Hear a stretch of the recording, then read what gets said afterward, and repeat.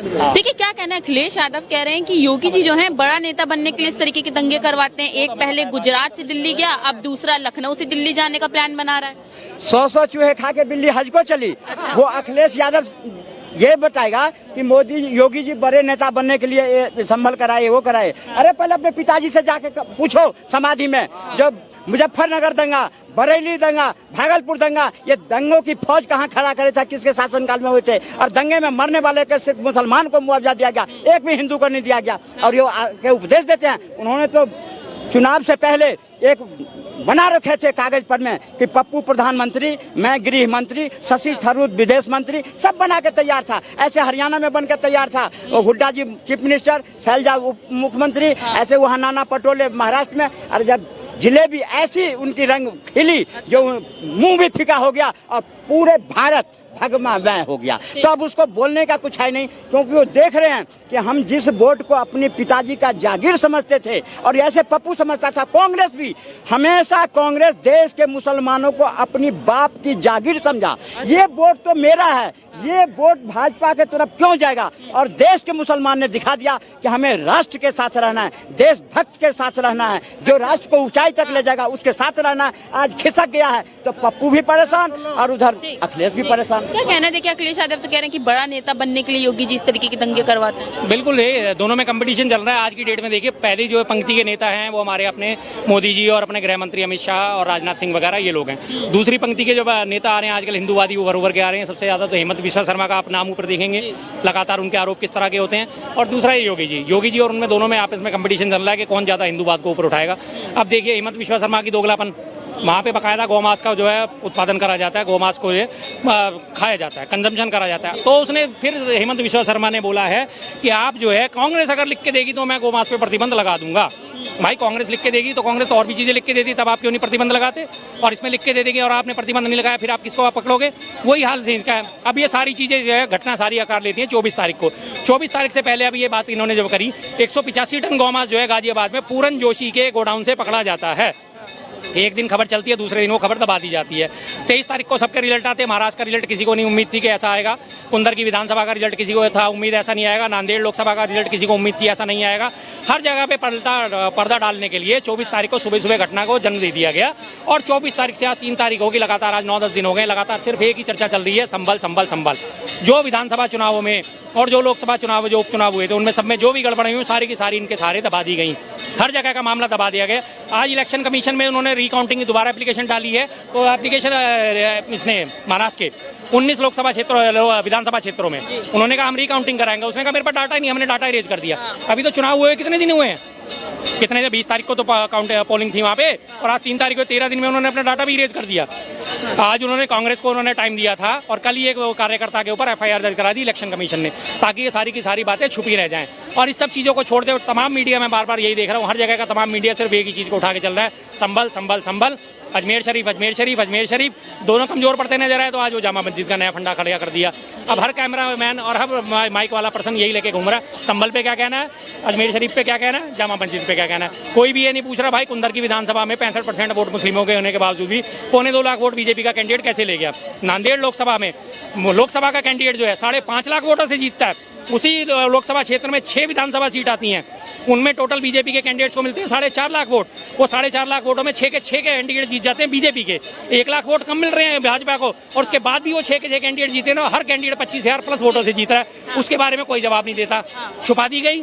अब उसके बाद एक ही गाँव में 603 वोट और वोट निकल रहे हैं 893, डबल वोट, 1.5 गुना से ज्यादा वोट निकलने। टोटल वोट ही उस बूथ पे, पोलिंग बूथ पे 603 निकल के आ रहे हैं 963 या 983 कुछ। उसको जवाब देने के बदले छुपा दिया गया। टोटल इसके ऊपर पर्दा डालने के लिए ऊपर ये संभल का पूर्व नियोजित कार्यक्रम आयोजित करा गया। उसके बाद संभल थोड़ा हल्का पड़ा तो जाके अजमेर शरीफ को लपेट लिया।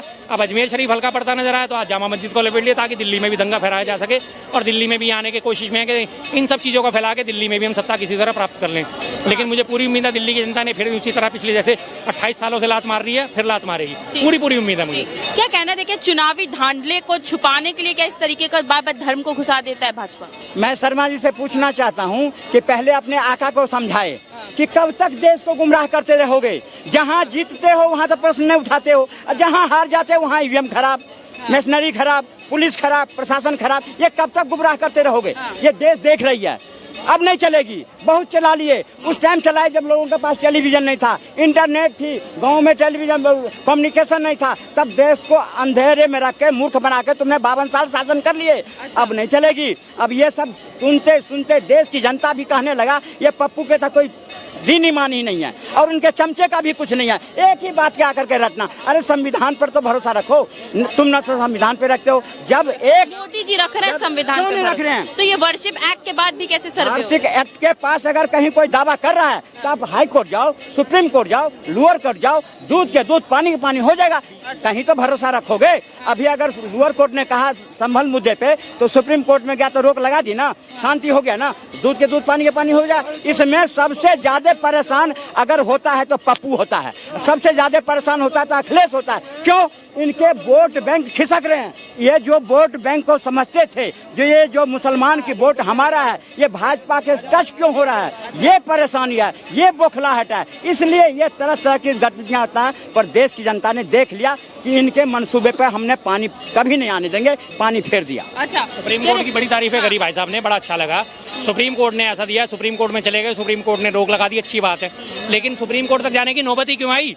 जब 5 आपने लोगों की जाने गंवा दी, उसके बाद दंगा फसाद करवा दिया, उसके बाद जब आपको पता है कि वर्शिप एक्ट इस चीज की इजाजत नहीं देता तो उस जज ने एक्सेप्ट क्यों करी एप्लीकेशन? उस जज ने ऑर्डर क्यों दिया सर्वे के? उस जज ने कोर्ट कमिश्नर नियुक्त क्यों करा? उस जज ने एप्लीकेशन एक्सेप्ट ही क्यों करी? ये बताइए ना, उस चीज का जवाब है आपके पास?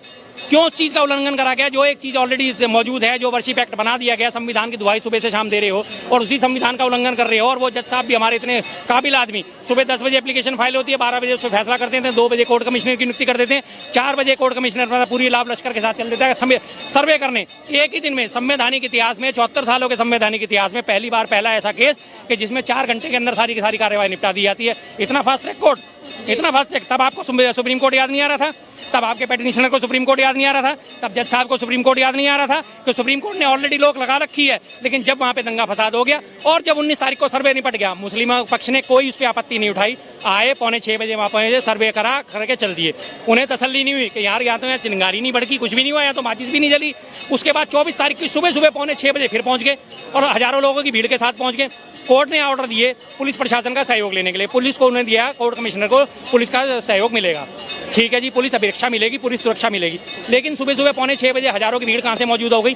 कैसे उन लोगों को पता चलेगा कि आज सुबह 5:45 बजे फिर सर्वे करने के लिए दोबारा टीम जा रही है और वो पीछे से नारे लगाती चल रही है? तब पुलिस वालों ने क्यों नहीं इस चीज को रोका कि भाई रुको 1 मिनट? कोर्ट कमिश्नर को क्यों नहीं रुका कि पीछे लोग भड़काऊ नारे लगा रहे हैं, पहले हम इनसे निपट ले, उसके बाद हम सर्वे करने चलेंगे? क्यों नहीं रोका गया? क्या मस्जिद कहीं भाग रही थी? क्या लोग कहीं भाग रहे थे? क्या वो जगह चल के कहीं और निकल जाती? क्या वो संभल से निकल के महाराष्ट्र चली जाती? क्या वो मस्जिद के पैर लग जाते शाम तक? नहीं लगते ना।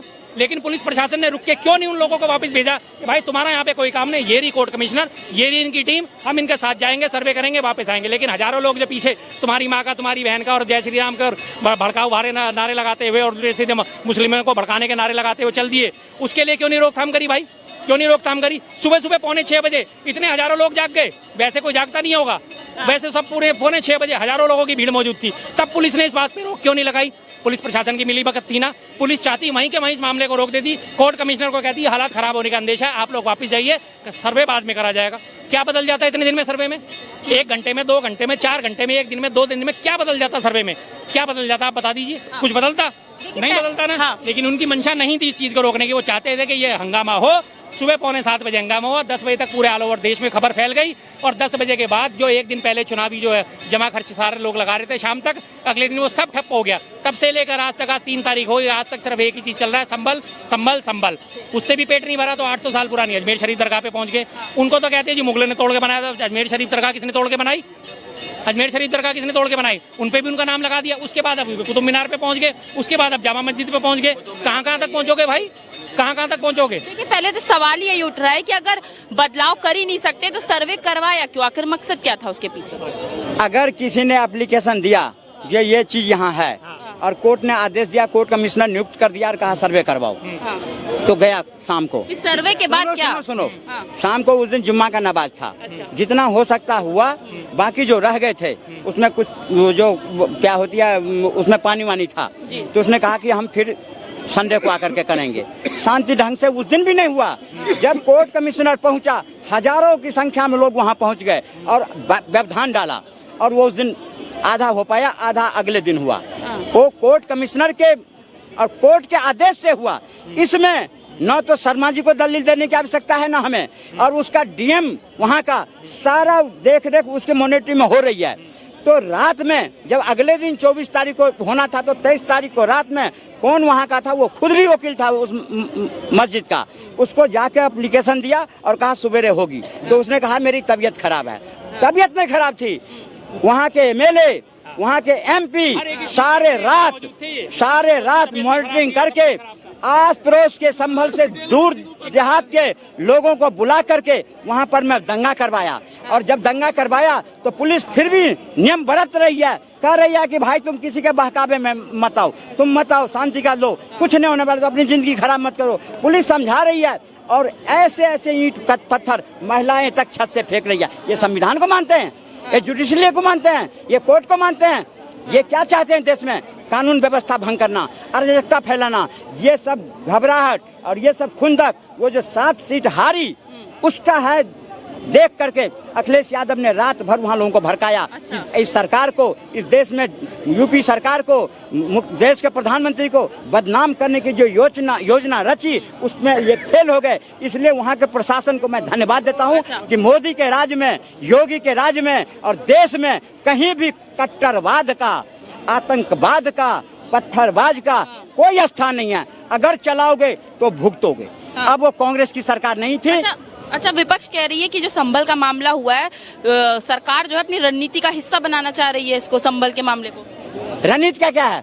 वहाँ पर मैं जो सुलगाने का जरूरी कह रहा उस पर मैं पानी फेर दिया। अब जो लोग वहाँ जाकर के फैलाना चाहते हैं उसको रोक रहा है, कह नहीं जाओगे, जब तक वहाँ की व्यवस्था ठीक नहीं कर दूंगा तब तक कोई नहीं वहाँ जाएगा। वहाँ की जनमानस की सुरक्षा की व्यवस्था सरकार की जिम्मेवारी है। वहाँ लोगों के सही तरीके से रहे, आपस में कोई लड़ाई न हो, उस सारी जिम्मेवारी राज्य सरकार की है, केंद्र सरकार की है। और ये आ जाते हैं पप्पू के यहाँ पर में भड़काने के लिए। ये ताली बजवाने से कुछ नहीं होता। अरे कोर्ट ने आदेश दिया है ना कि अब सर्वे करवाना बंद करिए, थोड़ा माहौल सही करिए। सरकार